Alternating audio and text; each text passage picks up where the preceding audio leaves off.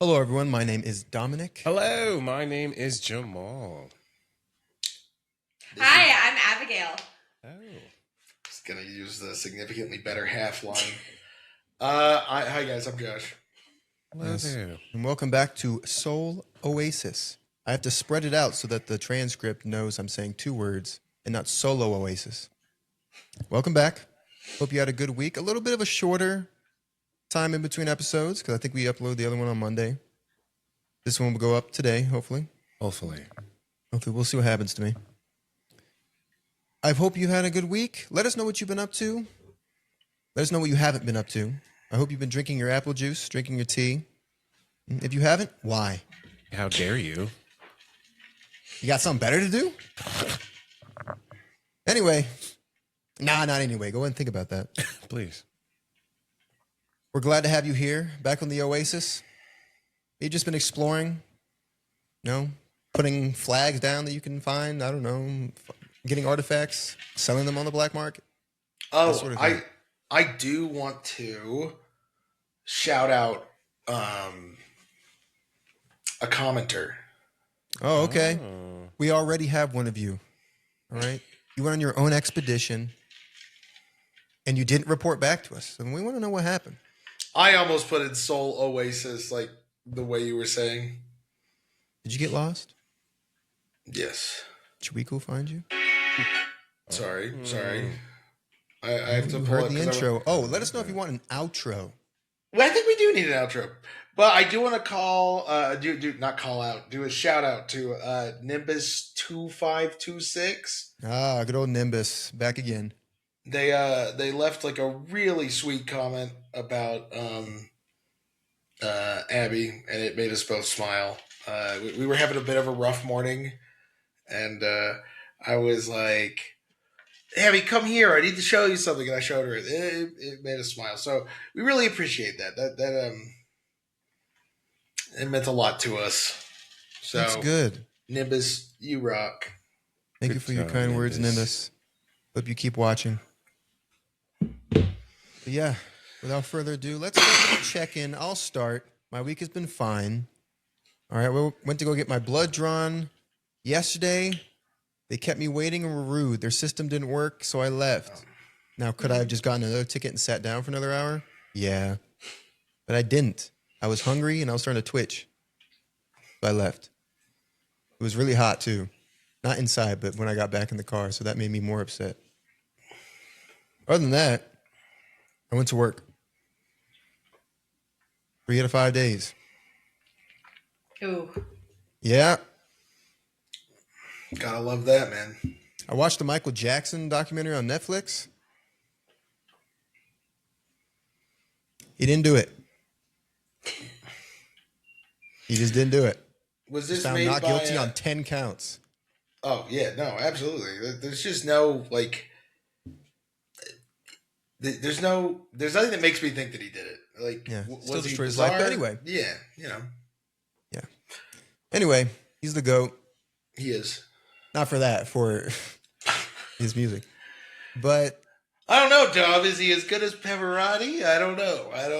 that good old debate. Yeah. Jamal had to go get you instead. I'm gonna Just storm kept off eating. and leave. Yeah. I think I started playing Michael Jackson after you left it. Anyway. You did. Yeah. That's all I've really been up to. Nothing good. Nothing good, unfortunately. Way too distracted, knee higher dose, whatever.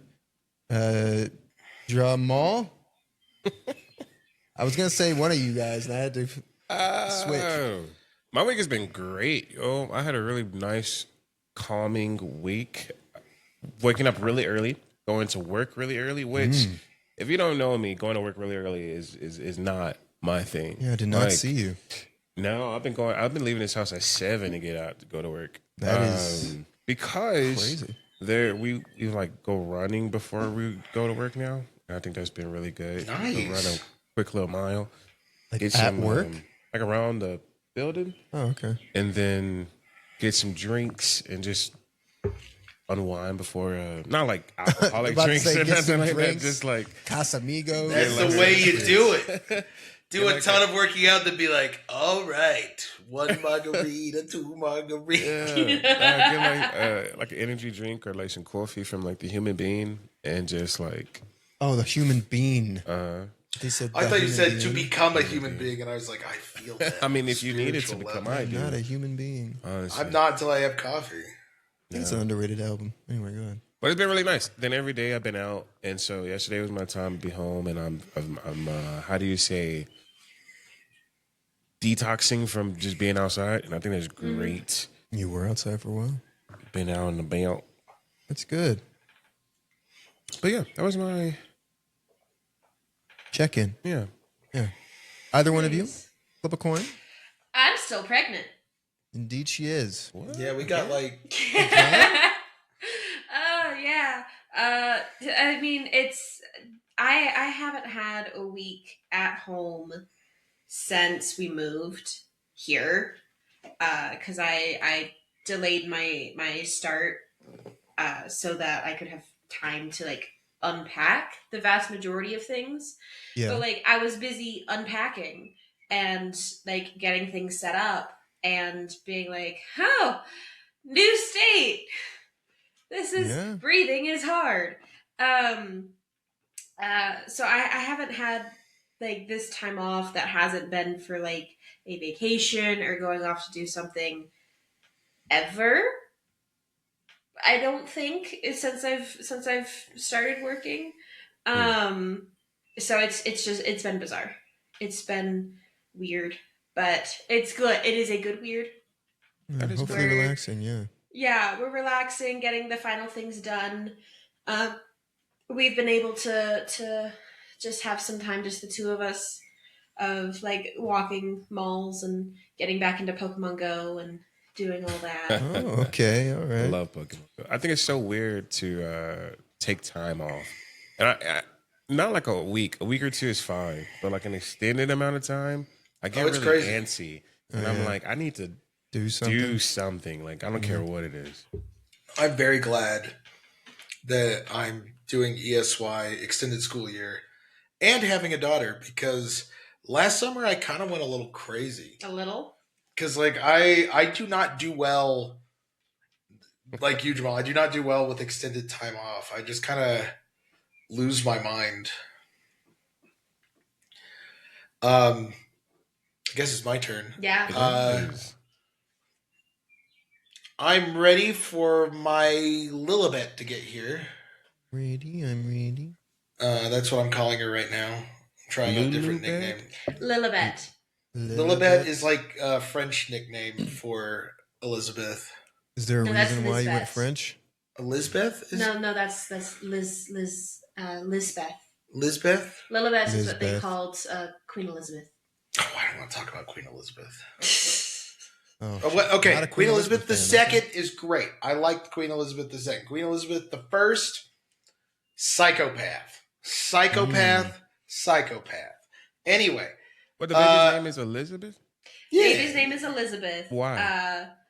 Why? Because I Oh, like okay. it, I guess.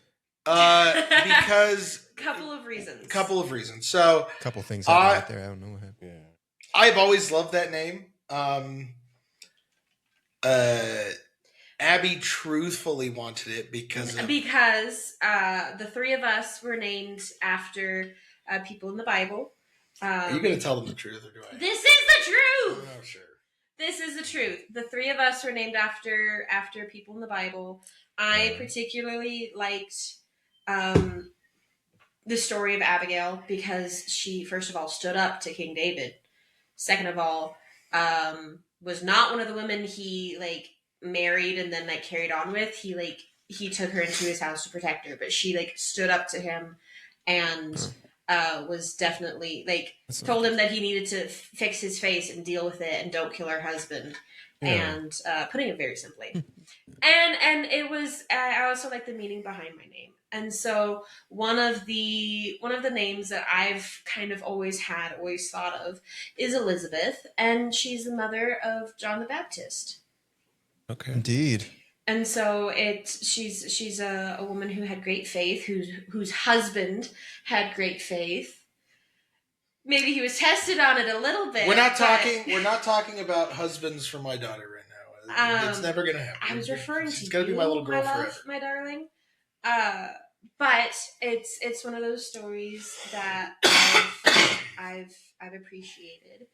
There is a secondary to that in the fact that one of my favorite things growing up to do with my mom and my sister was to watch the BBC miniseries Pride and Prejudice, and of course my favorite character is Elizabeth Bennet, and so I also like the fact that she has a literary person to look up to who has her faults but who also loves her family and has good morals and all of that. Okay. Good. There's also two great Saint Elizabeths. There's Saint Elizabeth Ann Seton, who's a patron saint of teaching, and there's Saint Elizabeth of the Trinity, who was a fascinating woman who wrote poetry and was an amazing artist. So I hope that it encourages her to really think and explore and learn. I think those are some pretty good patron saints to have. Also, middle name Rose, so Saint Rose of Lima, I think, and also my grandmother. That was her favorite saint before she passed away. And I know Rose has meanings on both sides of our family. It's passed down on my mother's side. So I have a great aunt whose middle name is Rose. My mom's middle name is Rose. I have a little cousin whose middle name is Rose. So it's something I wanted to carry down. And Elizabeth Rose is such a Southern name. So It I is like Southern. I like Very it. Southern. But yeah, no, I don't know. We knew right off the bat, as soon as we knew that she was a girl, that her name was going to be Elizabeth. Well, we've been talking baby names for 5 years. So for those who don't know our story, we've been together for 8, married for 2. And about 5 years ago, we actually started talking, just casually talking about baby names. And so I have a list on my phone, and we'll just randomly say, what do you think about this name? And we'll add it in, see where it fits. And after we got married was when we really started solidifying things. And that's when we were just okay, if we have if our first girl, this is the name that we would want. Our first boy, this is the name that we would want. I think Elizabeth was the only one we didn't argue over at all. I think because we knocked out Elizabeth Rose so fast, Mm-hmm. we were just yeah, we've argued over everything else. But Elizabeth Rose was, so once we have more kids, we're in trouble. But this one, we were settled, good to go. The problem is I came up with a bunch of good boy names, and I think I'm gonna have 4 girls. We got some really good boy names. I got her first pair of clothes. Hey. Nice. Okay, we've been given a ton of clothes. So we didn't just start getting clothes for her this last week, but we have a ton of clothes. We have all the girly stuff, which I never thought I would be going, oh, that's so cute. But I am with the little ruffle. She has little pink frilly dresses. She has a little stitch shirt, and I never dress, not shirt, with a tutu. Yeah, with a tutu, and I never thought I would think those things are cute, but it's happening. The girl dad energy is happening. But I got her dinosaur shoes that are little T-Rex feet. And then I went to the boy section and got her a little dinosaur onesie thing. It's a little dinosaur overall shirt that goes into little overalls that are green. I was I don't green. care. I understand that you're a girl and I will support you in being a girl, but you're gonna have some dinosaur clothes. And I was telling Abby that she's gonna know that I dressed her when I bring her in, and she's wearing a pink dress and dinosaur slippers. Another great thing for me, I went to confession last Saturday. I know technically we did one podcast Monday, but I feel like I got to use what little platform I have for what little Catholic fans we have. Um, Catholics go to confession. Oh my goodness. I can tell you I've been putting it off way too long. I'm not going to say the number, but it was bad. Uh, Bad enough that I'm pretty sure that the priest raised his eyebrow when I said, he did say welcome back after I said the number of how long it had been. Um, I, oh, I've been so much happier and feel lighter just from that Saturday. And like, there's been so many times that I could have gotten mad this week where I just don't. I just don't. That's And good. it's been really really nice just being able to like be less irritable, be less because we hold that shame and guilt in us, and it makes us more angry. So I'm just saying, like, oh, if there are any Catholic listeners, just go. Don't. I I was sweating bullets when I was sitting there waiting in line. I even thought about running out of the church, but like, you can do it. God forgives everything. Just, you know, it was beautiful. I close enough to it, like transcendent. And I'm not someone who tends to like get into the feely side of faith, because I think faith needs to be built on reason. Because sometimes you'll feel stuff, sometimes you won't. But it was truly an experience of like, while I was doing while I was praying afterwards, like I started to tear up. It was just such a beautiful moment to like realize, like, we know about God's mercy, but when you feel it, it is just something utterly different. So, and then, for our Protestant listeners, um you know I would say, just be honest with yourself, open yourself up, and be ready to confess your sins. um Talk to your pastor if you need to. Yeah, I remember in the Bible it does say confess your sins to one another. So just, you know, I think that bringing others into that conversation, I think, is more powerful. I will say that. I wonder if a Uh, Protestant could ask a priest to hear a confession if they do it. they couldn't. I don't think they could do the sacrament of confession unless it was like a deathbed thing, but they could offer counsel. Like, you could tell, but I don't think it could be counted as a sacrament. Don't quote me on that, These because I things are don't not know for forgiven. sure.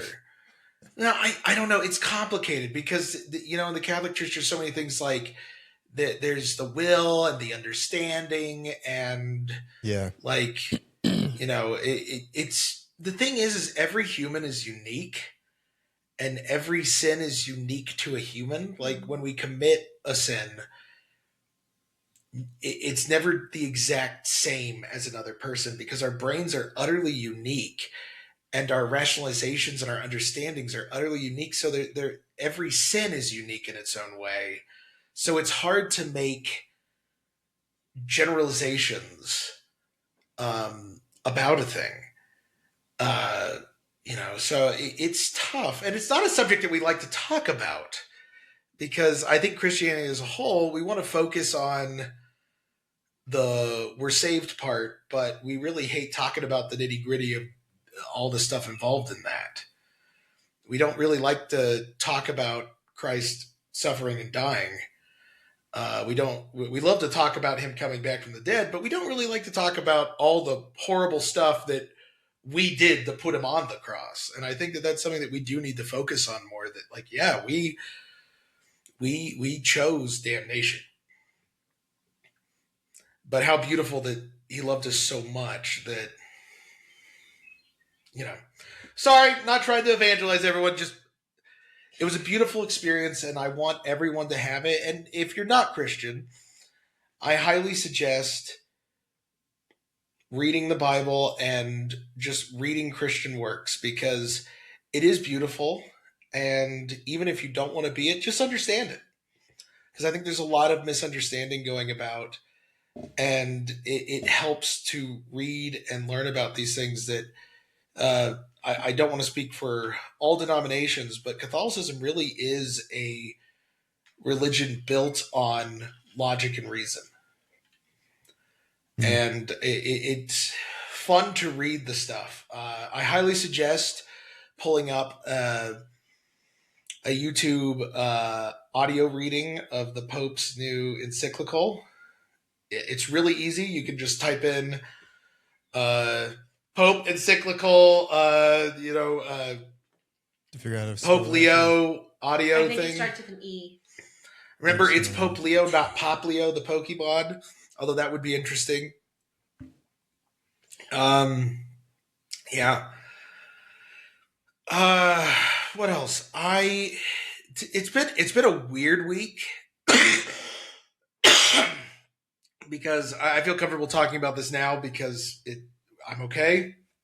But the whole coughing up blood thing, we went into the doctor on Monday, and there was a chance that I had blood clots in my lungs. Luckily, I had just been to confession, so I wasn't really too worried. No, I'm kidding. But it was a little alarming. I wasn't like too worried about like anything fatal. I just didn't want to be in surgery while my daughter was being born. That was my greatest concern. So I had to go get X-rays and blood work. So me and Dom are blood work buddies. But I'm okay. It just seems to be that working with the super glue just really exacerbated my asthma, so I'm fine. It was just that probably the blood came from my nasal cavity from just being like really crowded in there and stuff like that. Yes. Sometimes that can cause bleeding. Yeah. There's been no blood since. That's really good.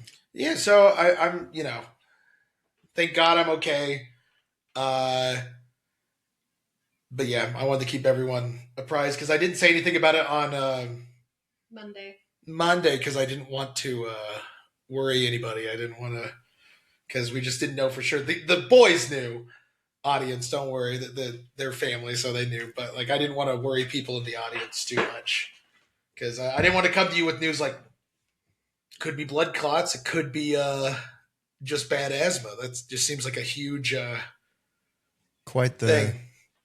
But yeah, keep that in mind. Anyone who's had COVID a couple times, not to scare anyone, if you've had COVID a lot like me, it can cause blood clots in your lungs. So if you feel like you're having some trouble, And brain. yeah. So just if you're worried, go to your doctor, get it checked out.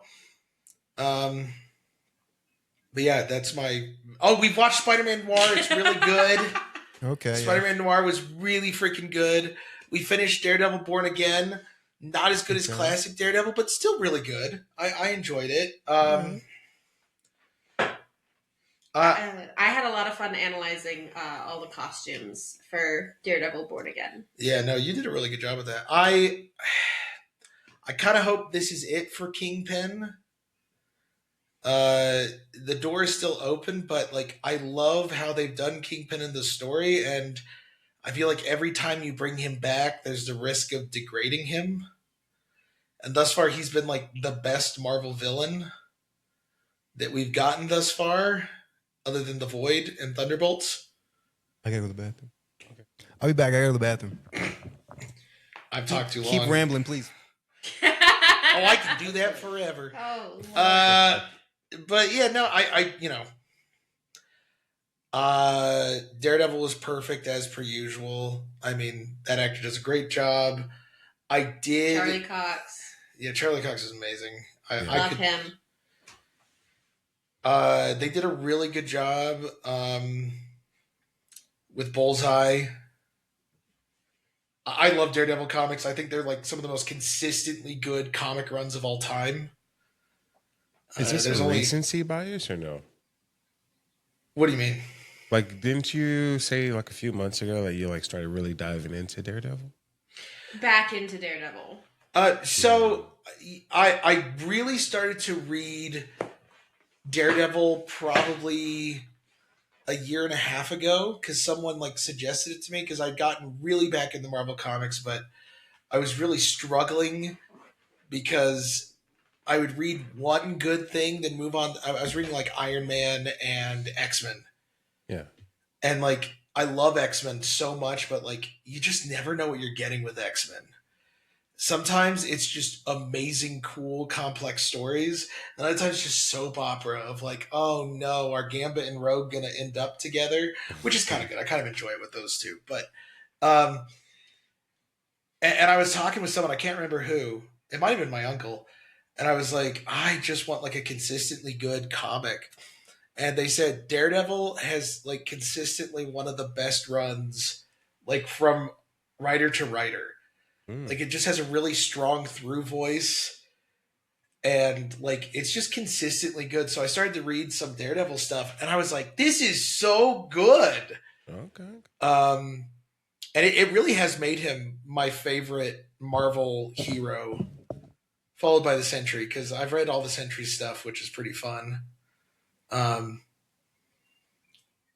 guess you could argue most of the Sentry stories are pretty repetitive, because it's kind of like Sentry is like, "Oh, it's me," and then, "Oh no, it's the Void." Are you telling me to stop? Oh, okay, all right. I'm getting the signal to stop nerding out. That is my check-in. Oh, okay. But you had a good week. Now we want to check in with you. How has your week been? Anything new? Anything exciting? Anything a little scary? Exciting. It's not exciting, but one of my clients' parents got me these beans, right? Okay. And Beans. Are they magic beans? they're British beans, they are. And I'm very excited about it because I've been seeing a lot of videos of like British breakfast and they're eating like beans and toast and stuff. And so I think from the videos it's disgusting. It looks terrible. It looks terrible, but I'm excited to try it. Like I love trying things out. So Yeah. eating some British beans and some toast and crumpets with a side of tea. No flavor. None at all. Well, I'm excited about it. I will say, so if my family ever watches this, they will call me a bold-faced liar, because I am a picky eater. I have gotten better. That is where they will say I'm a liar. When we went to London, I was still in my height of pickiness.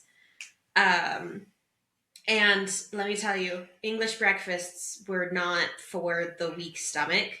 So I am very intrigued to see how you're going to do this. Yeah. That'll be fun. Are you going to get an English muffin too? Oh, of course. And English muffins are scone? fine. I will say I do like scones. Love scone. Scones are good. Oh, I was gonna say something. Dang it. Oh, since we're all Avatar fans here, have you guys seen the trailer for, they're making the Avatar fighting game? Yes. Have you guys seen the Avatar Kyoshi Yes. gameplay trailer? Where she'll like bring up the giant wall and then like bust her hand through and pull you through the wall. It's like, that's the most Kyoshi attack I think I've ever seen. She also has it where she can like walk on like dirt in the air. She'll breathe fire.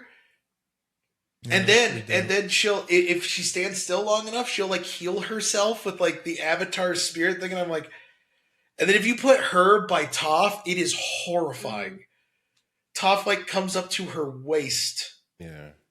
You're just like, this woman was a unit. It was giant. Yeah. Also, maybe the villain of the setting sometimes. There's like so many things that Kyoshi did that you're like, you Really objectively did this made this world worse. Yeah. How are you the coolest Avatar?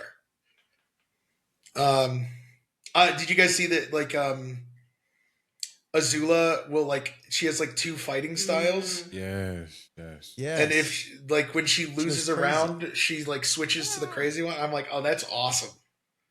Like one is Yeah. like really controlled combos, and the other one is just like I love But it. they I'm could very get excited about that. them, the voice actors for the game, but they wouldn't do it for. Yeah, that's Which fair. is we won't get into it. We won't get into it because like the whole idea that voice actors need to match the character they're playing is so stupid. Again, I understand like The thought, the sentiment, the like will of trying, and the representation. well also I Screw all understand that. like I'm going to use Final Fantasy VII as an example because I'm very excited about the new Final Fantasy VII Revelation trailer that dropped yesterday. Um, Barrett should be voiced by a white guy because like you do not want to hear a white guy trying to sound Should? like Barrett. Oh, that's No, what it I should. He should. Like I was like, what? it would just Alright. sound very bad to He needs be have voiced by Mr. T. um there's a certain sound you want, like a certain resonance that most white people cannot pull off convincingly. Yeah, he's based off Mr. T. So Same with like if a character has like an Asian dialect, I do not want to hear someone unless it's the guy who played Samurai Jack. He I'm gets about away to with say, it like, I don't because know. There's some people that aren't Asian doing some crazy good dialects. if Maybe you're the with guy, Comic-Con? Comic-Con, yeah, he was Asian. He's an all-timer, but if you are the guy who plays Samurai Jack, you can play any character you want. yeah, he's a black guy. Yeah, he can play anyone he wants. He's fantastic. He's just Get amazing. him. Anyway, I won't get on that. Let's get on to our topic today. Heroes. Just assume all of our projects are being worked on, guys. I'm sorry. You can assume that all you I want. kind of have this project that I'm concerned about at the moment. I will get back to writing, I promise. Jamal's making some headway, I'm sure. Jamal, is there anything you'd like to share before we move into the main stuff? Because I know you've been actually killing it lately, so. No, I do have to go after this to work, but I don't have anything to add. Okay. He'll have something to add maybe next week. Maybe. But this week we're Okay. talking about heroes. Heroes. Heroes. And The why we TV hate them show. so much. From the, The TV 20 show? Yeah, you know Heroes, the show, the one no. with like Siler, where he'd like cut their heads open and steal their powers. Nope, I don't remember that, but I remember How High does- School no, High. I feel like I'm the only person that remembers School High. Heroes. I've never watched the show, but I do. Okay, but you've vividly heard of it. remember the Owen Heroes had like a symbol or something like Yeah, that. Zachary Quinto was in it. It was like his like breakout role. I don't even care anymore. You guys didn't react to High School High, so I don't care. All right, well, Heroes was fun except for the like last 2 seasons. Okay. Anyway, yeah, Heroes. I think Western culture in general has a very strange relationship with heroes. In many ways, we are built off the mythos of heroes, like pretty much every society. But I feel like, unlike most other societies, we have gotten to a point where we just have no understanding of heroes. And I think part of us don't even want them. Like, if you look at Japan, look at how they still honor their heroes. We're look talking at, about heroes, like Real world heroes. oh, Though I'm talking you about. can I'm also- talking about both, actually. yeah, but then you can also attribute it to the fictional heroes we created to look up to. Yeah. okay. So and if you look at the Middle East, they still have their heroes and mythos that they look up to. It's really Western culture that seems to have this really strong love-hate relationship with our real life heroes and our fictional heroes. We seem to want them, but we want them made in our image instead of following them. I'm going to use this example, and I'm going to call out both the left and the right on this one. We love to expose our heroes. We love to try to go like, well, they really weren't that good. And look, there is some benefit to avoiding hero worship. These people were humans. They were not perfect. George Washington was a flawed man. However, I think that there's also this thing of that it's not coming from a place of trying to avoid hero worship. It's coming from this place of saying, he wasn't so great, so why should I? He was just like me. Instead of like trying to live up to our heroes, we're trying to tear them down to our level. And I think that's heartbreaking. And we see it in fiction too. Like, I'll use Spider-Man as an example since I've been harping on Star Wars. You see a lot of people not wanting Spider-Man to get married and have a kid. We want him to be like stuck in this never-ending loop of like failure and all that stuff. And I think it's because a lot of people don't want to deep down see Spider-Man succeed anymore. We don't want to see him grow, because if he's growing and I'm not, every time I read those, I'm like, oh, I'm not growing anymore. Like, I want Spider-Man to be stuck just like me. I think it's why we've seen the evil Superman trope come out, because everyone's like, oh, well, if someone had that much power, they wouldn't be good, because I know I wouldn't be. And it's like, well, yeah, okay. That's the story of Superman. Like, he's supposed to be this beacon that you look up to and love. Or I remember this Hercules movie I saw while I was living in New York, where they were like, it was the one with The Rock, where they're like, oh, Hercules wasn't actually like truly a demigod. He wasn't truly, it's just stuff made up about him. And like, he had this whole team of people behind him. Yeah. And like, just like, and look, it's a fun idea, but at the same time, it just like, it really like, it's just trying to make our heroes con men and liars and stuff like that. And I kind of also call it the Guardians of the Galaxy effect. Look, I love Guardians of the Galaxy, but I'm getting very tired of oh, this team is so me. This would be, and you guys have even heard me say that. Like when I watch Guardians of the Galaxy, I'm like, this is kind of like us. But at the same time, I don't want things that just reinforce my behaviors. I want things that also urge me to be better. Like when I watch Batman stuff, I'm like, oh, I want to go to the gym. I want to like be more self-disciplined. I want to like study and read. I want to be more like Batman. Or like when I see Superman stuff, I'm like, oh wow, I want to be like kinder. I want to be, and this isn't just in superhero stuff. It's like in everything. Like when you read Sherlock Holmes, when you read like Lord of the Rings, like these are heroes that like I want to look up to. And we want to destroy them because I think it makes us feel uncomfortable.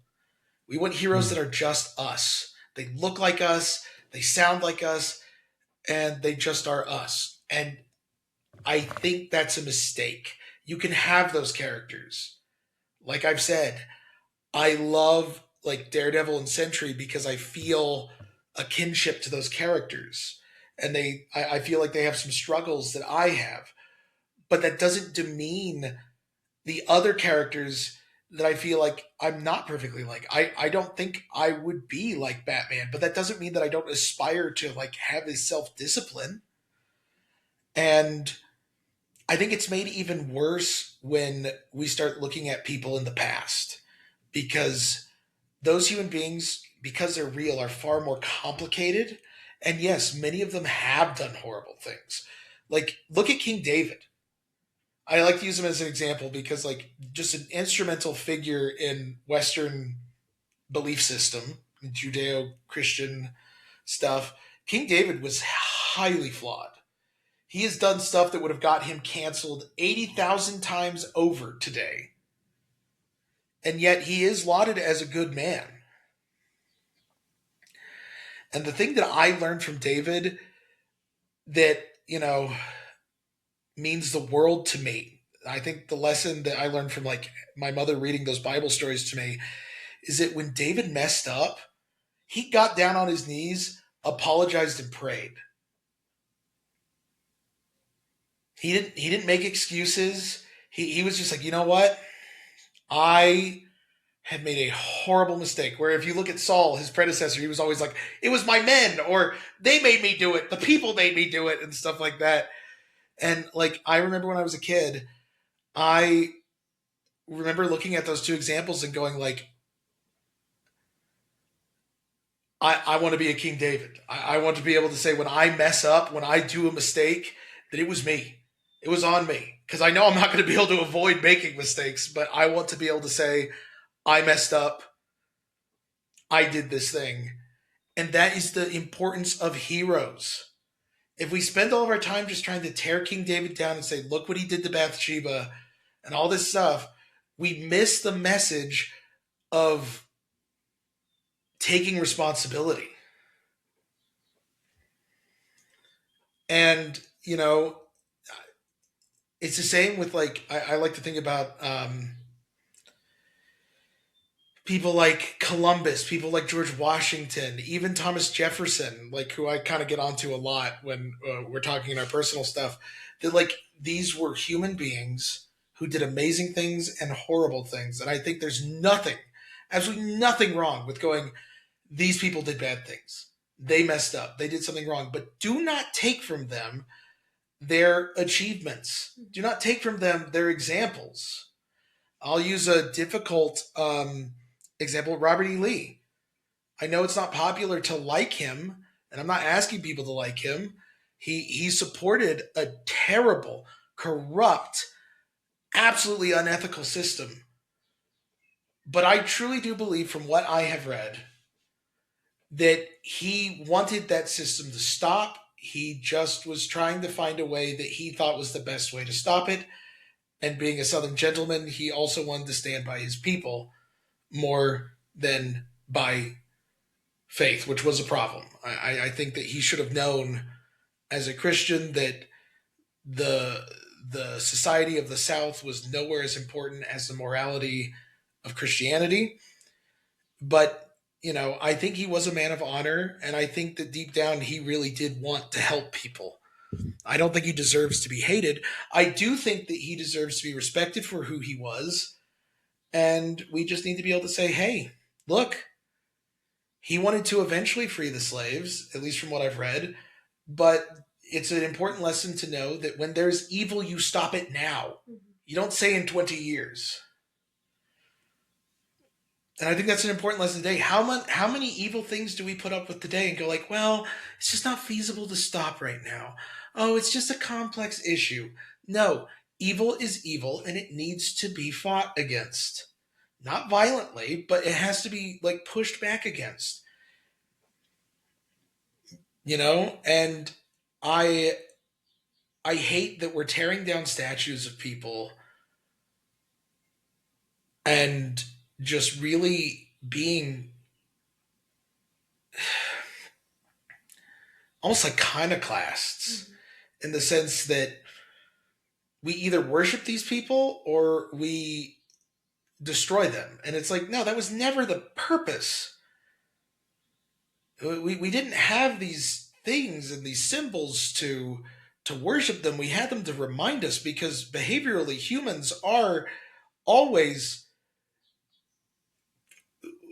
the symbolism around us helps us know how to act. That is why cathedrals look the way they look. That is why we're taught from a young age to respect the flag.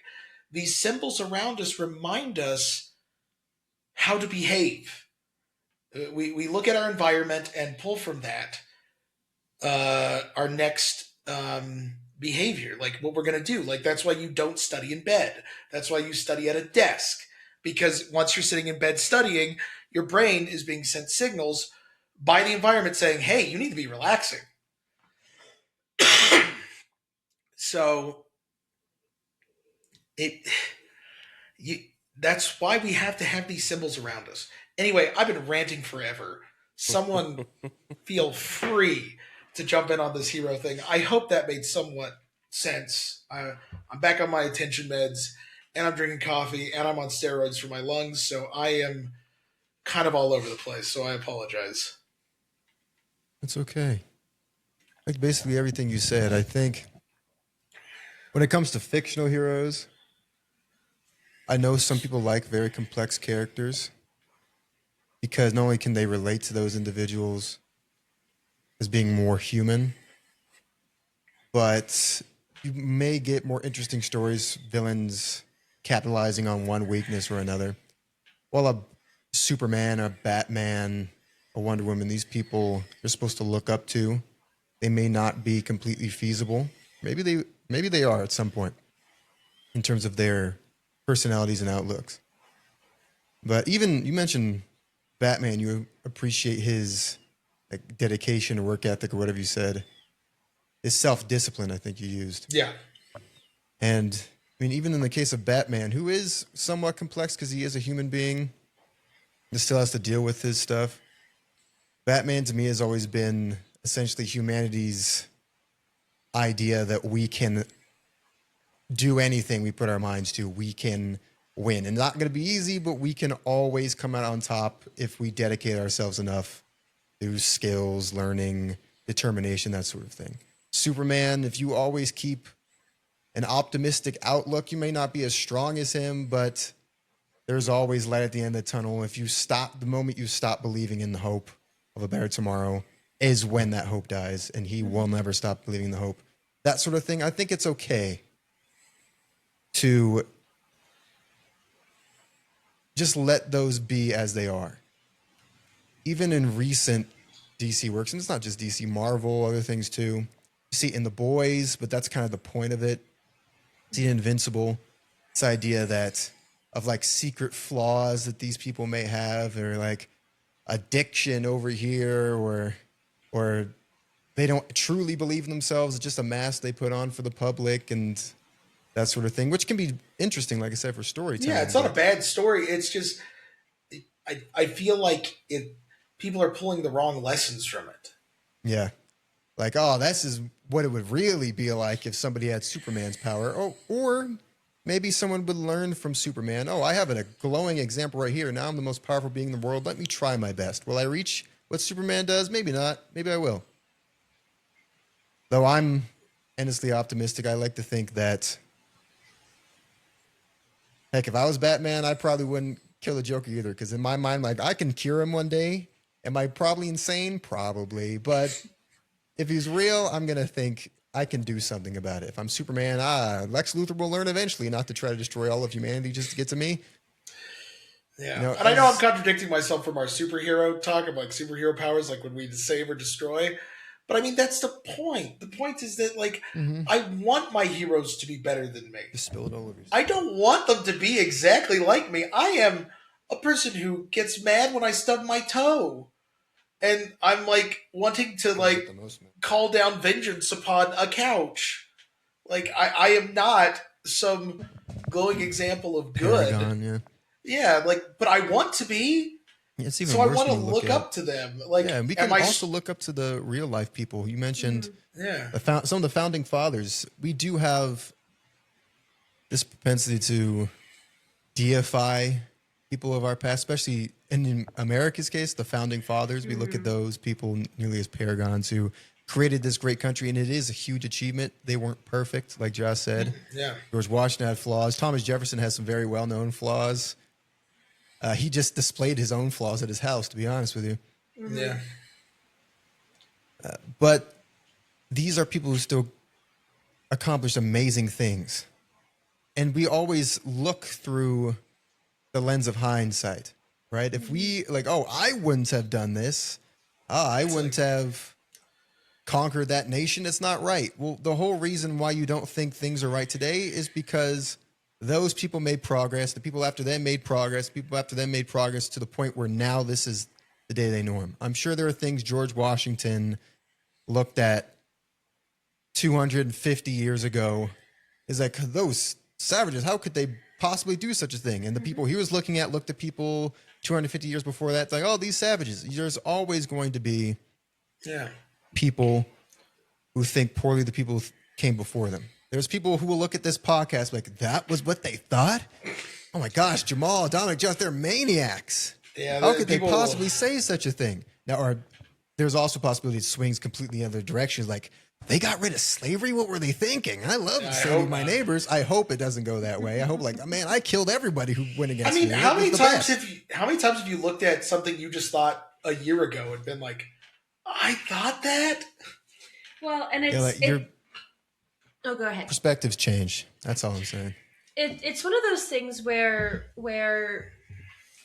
I agree with like hindsight, we are able to look back at the entire picture and say, yeah, they were great people, but look at everything else that happened.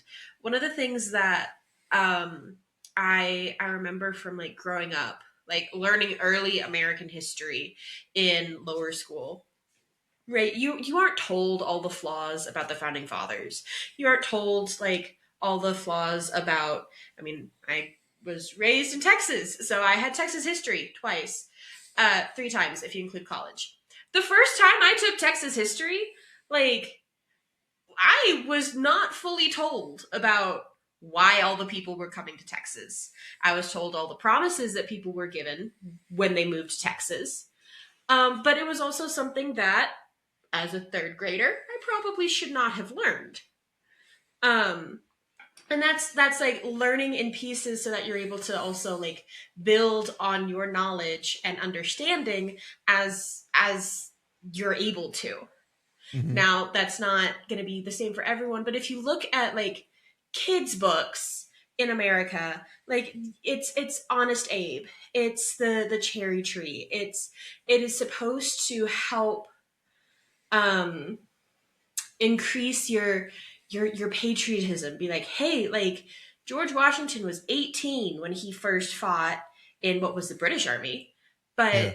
but it was what he learned then that made him the general that we know and revere and honor today. That gave him the knowledge to lead the American Revolutionary War. And it's one of those things of his like the early things that are done are just overlooked. It's you find one bad thing about a person and you toss it all out because if Yeah. they did one bad thing, I think the latest thing I read about Washington was like, oh my gosh, his false teeth were stolen from cadavers and slaves. I'm like, that's unfortunately that's where false teeth came from. He also had wood Mm. teeth, right? He also had wood, yeah. But like it's the whole thing of, and I'm not saying that that's right, but it's the thought that because he had like other people's teeth, we can't give him any credit for starting America. It's fair. And I know that that's slightly exaggerated, but And it's one of those things where it's we're so willing to toss out the good because of the bad. I have a question for you. Okay.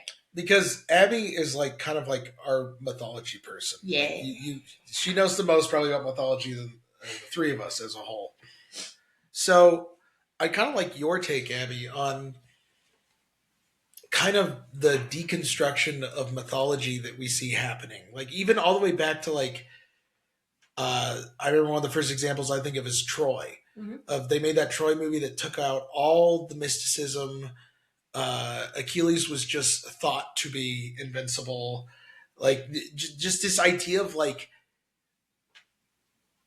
demystifying all of our legends in mythology. What are your thoughts on that? Of like just dumbing it down. I think we are losing our willing suspension of disbelief. For those of you who have not taken a theater class, whenever you go into a play, whenever you go into a movie, or like read a book that is not historical biography or autobiography, you go into it with this willing suspension of disbelief. You know that what you're going to read or watch or listen to is not going to be 100% true, but you go in and you're willing to accept the world that you're about to join. One of the things that's interesting about mythology is that for us, mythology is a willing suspension of disbelief. And we have people like Rick Riordan who Josh is talking to the cat. Sorry, I'm trying to get him out of the window to just come sit in my lap because I'm afraid he's going to knock stuff over. But Rick Riordan has helped kind of bring that back because of his world, because he wrote Percy Jackson to target middle schoolers and in a way that does target them. So you have kids, now adults, coming back who are able to use their imagination when it comes to the Greek, Roman, Norse, Egyptian, am I missing anyone? Gods, Aztec gods and goddesses. Um, we've as a society, as a culture, we want things to be attainable, we want things to be logical, we want things to make sense. Mhm. And looking at mythology, looking at history, looking at Troy, right? I mean, Troy took place, we know that. Were there other gods around? Probably not. You can look at that realistically, but one of the things that makes the Battle of Troy as big as it was the fact that people believed that gods were on their side, Mhm. that there were demigods, that there were people who were almost superhuman in their strength, in their cunning, in their skill. They had to be blessed by God, right? Odysseus was so smart and clever, like he had to have Athena on his side because no one else could think like that, right? I mean, Right. for me personally, Troy also leads to the founding of Rome, so like that's my whole thing of why I really appreciate it. But it's something that you see in movies, like everything. I don't want to say everything recently, but we have seen this trend of demystifying everything, breaking it down, making sure that there's nothing that we can't explain, and I think that has also affected how we view our heroes in media, because if you can explain everything about a person, like what is special, right? Mm.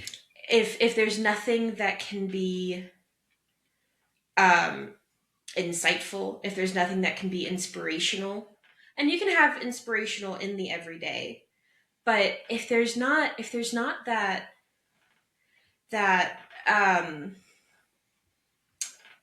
I'm just going to use this as a reference because I rewatched Avengers yesterday. If you don't have that moment where the team, like everyone separately, just makes their decision of I'm going to pick up my hammer, I'm going to suit up, I'm going to grab my bow, and I'm going to go out and fight this evil who just attacked us, like that's not a sit down and have a logical conversation. That is like your human gumption. That is your instinct to protect, to serve, and that's something that we're slowly getting rid of because everything Mm. has to be explained. And I do want to throw this in here. This is not at my wife because this is one thing I love that she is just really honest about. But I'm gonna bring up kind of a Catholic Protestant thing here. Um, he finally came over. Um, I see this a lot with the treatment of Mary, Mother of God. That like there's this wanted almost like to just kind of dumb her down to just being a woman, just a woman. And I think it's kind of part of this that like we try to take away what made her special and unique. And look, I understand that like you do not want to worship anyone other than God. However, I think it's important to realize that Mary is special. She's built different. She made a choice that was crazy by our standards. And I I just remember Charlie Kirk talking about, a couple months before he died. I don't know if it was exactly a couple months, but he was urging Protestants to respect Mary more and to really like see her. I know I'm getting kissed to death by the cat. He loves to kiss the inside of my elbows. It's so uncomfortable. Stay on topic. Um, but Charlie Kirk talked about how he wanted Protestants to respect Mary more and that she's a shining, beautiful example for young women. And in this, I think a lot of Protestants inadvertently demystifying Mary, just trying to make her someone standard, has really damaged women of modern society that they don't really think about Mary anymore. She's not held up as this shining example of just mankind in general. And I think that's probably the most egregious um, tearing down of a hero. I mean, she is the greatest non-divine hero in our world, if you think about it. If you are subscribed to the belief of Christianity, Mary is like the most like heroic human. The choice she made as what, a 14-year-old girl, maybe 16. 16. I'd say she's second. I mean, of course to Jesus, but I said Yeah. non-divine. You know, like I don't know, he has two Jesus natures. is fully man and fully God. So two divine, two natures. So yes, technically you are 100% correct. But Mary only having one nature, human. Yeah, she didn't have any fallback Like plan. when you think about what she did, the heroism, the bravery it took for a 16-year-old girl in a society that the world did not care about women at all. She was a blip on the map. And like the bravery it took to say, I am the handmaid of the Lord, like to utterly surrender herself. Who could say they would do that? Could we say that we would like surrender everything in a moment? Like that is true sacrifice, true heroism. And I don't hear people talking about her. I hear people talking about Paul and Peter, who were great men, and I think they were instrumental and incredibly important and should be talked about. But like the heroism of Mary is astronomical. And so I would urge everyone, just like what Charlie Kirk asked, really start to think about Mary again. I'm not saying become Catholic. I'm not like you don't have to start praying Hail Marys. I'm not saying that. But I do urge people to really think about Mary's example. Really think about her as the Theotokos, like the just this human who did something so heroic. And yeah, no, she didn't do it on her own. She was God helped her, but like was the reason for her. But like she said yes, and sometimes that's the most heroic thing you can ever do. So I'd ask people to really think about that. And then I want to hear what Jamal has to say. And then I want to talk about a more difficult subject on this hero thing. It's going to be a little bit messy, but I do want to talk about the what I feel like is kind of rising on the right here of our political spectrum, of a rising want to destroy what I perceive as African American heroes and symbols. But I want to hear what you have to say about the first topic first, Jamal, because you haven't been able to You really can just say do both. Together. unless you I want to think- start that topic. You can I feel think free heroes are what they are, right? Like, this is simple fact is they're people that have done something that have changed something in history, right? I really like the fact that you first talked about how some heroes give you that oomph to do better, right? Because I think that's what we as humans, we as humanity likes to look for, right? I can see a random Joe and be like, okay, cool, that's cool. Or I might think I'm better than him or not. But to see someone that has great qualities in themselves and say, well, I want to be better than I am right now is how I view anything. That's what makes a great movie in my eyes. A great book, a great book. A great person is that I can see qualities in them that I don't have and want to increase those qualities to do better, right? I do not like the fact that heroes are being treated less than. Not because it takes away from their credibility, but because who cares in a sense, right? Like, let's say we talk about, I don't know, let's say we talk about George Washington or whoever it is, right? George Washington did great things for this place. And then you can say, oh, well, George Washington did X, Y, and Z. Who cares? Does it change what he did? No, right? It doesn't change whether it's good or bad. You want to talk about Martin Luther King? Martin Luther King did so much for the world. I'm not just going to say black people, but for the world. And then absolutely. you can talk about his down. Oh, turn your camera off and turn it back on. Oh, me?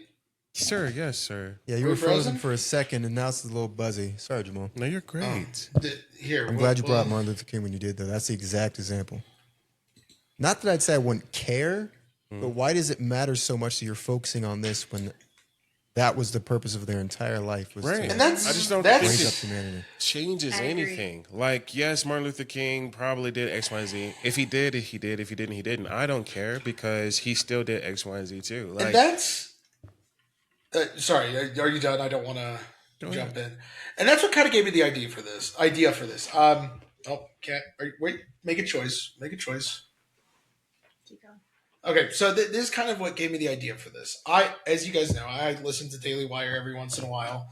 I like some of the people on there, but they're doing a series. Matt Walsh, who I really like some of his stuff. Shout out to Matt Walsh. We went and saw Am I Racist in the movie theater. It was really fun. It got turned off halfway through. It was a accident. I won $5. But anyway, I like a lot of the stuff he says. However, I am concerned that in his newest thing, and I haven't watched it yet, so I'm going to watch it and then I'll amend any statements I say here.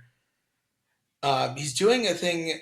He did a video over the civil rights movement and how it isn't what we thought it was or something. Matt Walsh, if you respond to this, go easy on us. We're Catholic brothers. Let's.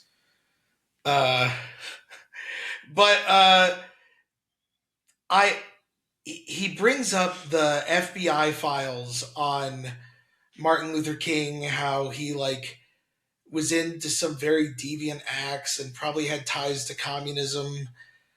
And I remember listening to it and just kind of sitting there and going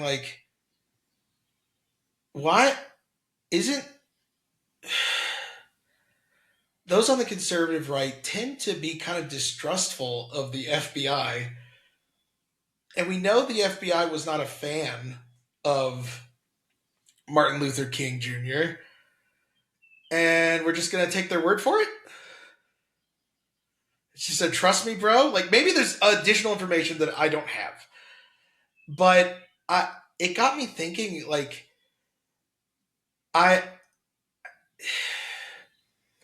the right would get so mad at the left when they would tear down our heroes, but now it feels like the right is sometimes going after the left's heroes. And for one, I don't think Martin Luther King Jr. is a hero for the left. I think he's a hero for us all. Maybe he did those things, and I'll pray for his soul every night. But it does not change that I Have a Dream speech is a beautiful speech that has brought people together. And going into the African American symbols, I cannot help but feel, from my outside perspective, that every time a black man pulls himself up, rises above, and says, hey, we are all human, all of a sudden, they are attacked and torn down, and people who believe in... I'll put it this way. I hate that, gangster rap is held up above and more black than Michael Jackson. Because Michael Jackson is, talking about, lifting yourself up, pulling together. We are the world. It don't matter if you're black or white. We are a human race. And he gets attacked and told that he's not real black culture. I remember when me and Dom tried to do a project over him in our history of theater and African American stuff, we were told no at first. We had to fight to do a project over one of the most influential people in American history because he wasn't considered black enough. which is insane because it was a white guy who was telling us this. um, and I just want to really say that, like, it bothers me. And I think we, on a more conservative side, I wouldn't say that I'm a Republican, but on the conservative side, we need to be careful that we're not destroying heroes too. We're not, and like, I, we shouldn't be destroying other people's heroes. And one, like, there are heroes too.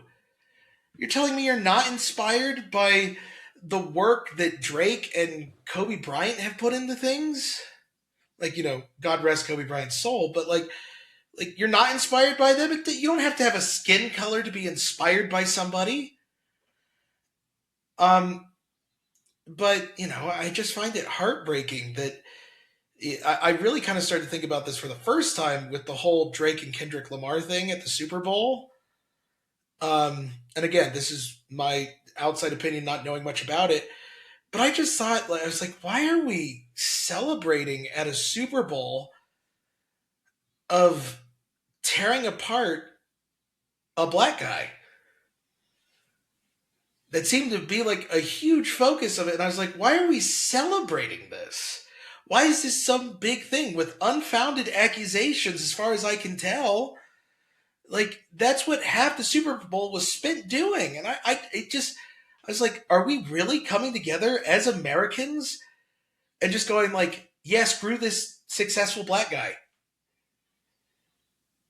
It just felt really uncomfortable and really, like, kind of gross. So I don't know what you guys think about that. Again, sorry to rant, but like, I just feel that it's something that I really do think the conservative side needs to sit down and talk about. I think that's fair. When it comes to the Kendrick Lamar Super Bowl, admittedly, I was a bit more shallow with it. My first thought was, where's swimming pool? Where's art of peer? I wanted hits. I probably should have been thinking something like that, but I wasn't. I was thinking, where's all the Kendrick Lamar stuff that got him to this point in the first place? Why are we spending so much time on not only new stuff, but a song dedicated to another artist? Yeah. Unfounded accusations. Like, the entire industry teamed up to try to take this person down, culminated in the Super Bowl. It failed, but it was still an attempt. It's similar to what happened with Michael Jackson back in the 90s and especially 2000s. We had all these accusations, and you can believe it or not, but he was found not guilty, and it still completely destroyed his life. Mm-hmm. By now, people argue why it happened. People say it was because he called Sony the devil and he was trying to take them down, like fight against his label and stuff, because he became too successful and independent of the whole system. Could have been individuals just trying to get money. And of course, if you have a motivation as an individual, it's still your fault. I'm not going to say it's a whole collective thing at every moment when people are trying to tear each other down. It's always a shame to see. And you can have disagreements, even large public ones, but concerted efforts to shame others or tear down their character, whether they be living or dead, like Martin Luther King Jr. Within the last year or so, like Josh said, there have been all these FBI documents claiming he was having like debauchery at parties and talked poorly about others. And I'm not saying none of that matters. If things are true about individuals from past, present, or someone in the future that is unsavory, of course you can have your opinions about that. It doesn't change. And it should be talked about. I just don't think it's enough to like tear the person apart. Again, using King David as an example. King David did some bad stuff. We should learn from those mistakes, but also learn from the good things that he did too. Well, so why do you think that they're tearing people down? I think one of the things that I think it's an attack strategy. If you tear down someone who is revered and idol by a group of people, doesn't matter which group, if you question, if you plant the questions of someone who they look up to, right? Especially of someone like if that person had a pivotal role in creating an aspect of society, in creating uh, a part of culture, then that's something that is going to question the whole, right? We have a large part versus whole issue here of like, well, you know, so and so was really great because uh, uh, they did this great thing, which led to this great thing and that great thing. Using hindsight, it's something that led us to where we are today. If you're able to discredit something that happened, especially like early on in their career, or like one of the big first things that they did, then it leads to doubt and it leads to people wanting to discredit everything else they did. It goes back to one bad thing and you throw the baby out with the bathwater. Um, it's one of it. It questions people's motives and it makes people doubt themselves, which makes them doubt those around them. And so it's an attack to weaken an entire side. Which is crazy because we've all done things we're not proud of. Some more extreme than others. But I mean, like, it doesn't like. Sorry, if I'm in a rocking chair, I'm going to rock. Uh, it it is very. We've all made mistakes in our past, and if those mistakes invalidate every single decision, every good decision we've made since, what type of society is that? We've all done silly things and stupid things. We've all said things that we shouldn't have said. Like, that's just life. That's growing up.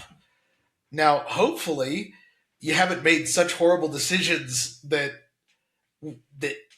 there are some that will destroy your lives. Like if you went and shot somebody when you were a kid,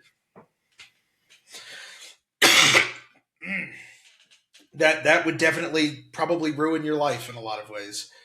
But I'm going to use the example of what's his name?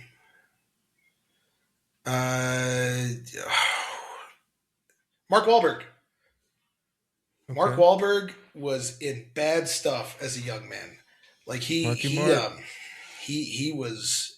beat up an Asian man, an elderly Asian man, called him racial slurs, was kind of in gang stuff. And I believe went to prison for it. I'm pretty sure he did. But he turned his life around. He's now a practicing Catholic. He has reconciled with that man. He has made efforts to make up for the damage he has caused. He even got his criminal record, I think, expunged by doing like service. Don't quote me on that. Look it up. But like, he has now been quite the simple. You can argue some of his movies are subpar. I wish he would pick some better movies as a whole, like not Transformers. But like, I think he's been a beacon of light in Hollywood for the most part.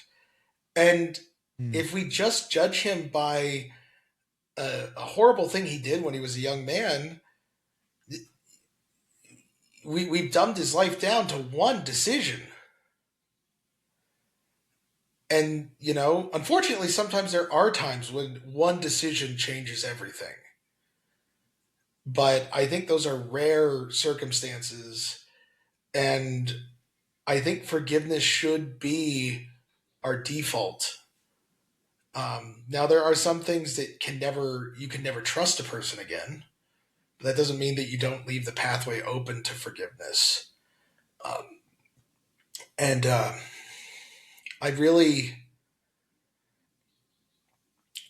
hope that we can really sit down and discuss as a culture what it means to be human and what it means to be a heroic human. Because we're each called to be heroes. In Christianity, they would call it a saint. But, like, not a one of us is called to be anything less. We're called to be heroes. We're called to stand up, even if it's in the smallest way. So don't sit there trying to drag others to yourself. Always fight. Always stand up more. And it just look up to your heroes. Look up to your heroes. Good. I agree. It's all right to have someone to look up to, even if it's just your mom or dad. They're your first. Yeah. I think that about does it. Any closing thoughts? I've already made Anybody? mine. I guess, yeah, you've already made your closing Yeah. statement. Abigail, do you want to make a closing statement? For me, it's you know, choose wisely. We have a lot of pressure from our world today and from media in particular on who you should and shouldn't look up to. And one of the things that I think every person needs to do is they need to do your research. Absolutely. Like, don't just pick someone because you think that they're attractive, or oh my gosh, you like them in this one thing. But pick someone who actually stands by what they say. And when you find someone who you can look up to be a hero, whether it be your parents, or if it is someone in Hollywood or someone in history, find ways where you can take what they've shown and make it a part of your life, whether it be speaking up about your faith, speaking up for others, donating to the poor, like uh, um, donating your time. I think that's something that's something that we need more of. And I don't I want to encourage everyone to not be afraid to emulate that in whatever way they can. What's that? Well, As always, go out there and make a change, make a difference, right? Drink your apple juice and be better than who you were yesterday, because you are great. We are called to be great, and you shall be great. So start by saying hello to somebody. I do think that heroes are very objective, subjective, whatever you want to call it, but they mean a lot to us, right? And we all have a hero at one point in time, and we've learned to, hopefully you've learned to go beyond your hero, right? To know that there's a difference between having a hero and having someone you idol, right? Do I think there's anything wrong with belittling someone? I don't care. I really don't care. So I don't think there is anything wrong with it, as long as you don't do it in a negative connotation to belittle someone else's hero to make them lower or less than who they are, right? Because you need to know that people do have faults, right? It's cool to know that somebody is great. I mean, look at Jesus, right? People looked at Jesus and thought, hey, this dude hangs around with sinners all the time. There's no way this man is perfect, right? So just take that to accountability. Just know that who you're looking up to has somebody or has downfalls, and that you should learn from them and not dwell on just the greatness in an idolized standpoint, because then that leads to something worse than that. And I think that is where this negative of downgrading someone else because they don't like you, right? Like, I like Kobe, he likes, I don't know, Steph. But I'm not going to be like, Steph is the worst basketball player ever because this man sucks and can't dribble or whatever, right? Like, why would I belittle somebody to make mine better? And I think that's the problem. And I think that's what I want everyone to leave with. Well, neither of them can be the best because Michael Jordan exists. That is true. that is true. Yeah. Yeah. Well, I'll just say I really enjoyed this conversation. I hope you did too. Let us know what you'd like us to talk about next time. Let us know what you wouldn't like us to talk about. Anything we went too far on. Too much rambling? Not enough rambling. I was gonna be like, Please let Josh, us know. shut up. No, or maybe you just want him to talk the whole time and see our reactions. Let us know. Okay? Unhinged rambling. Let us Don't know want who your that. hero was growing up. When you were a wee lad. Was your one of your parents? Was it Lance Armstrong? Was it just Jesus? And you're like, well, no one can be above him, so there you go. Was it yourself? Do you hold yourself to the highest standard? Let us know in the comments down below. Don't forget to like, comment, share, subscribe with your friends, everything. Please get the word out. We have plenty of space here on the Oasis. We'd love to welcome them.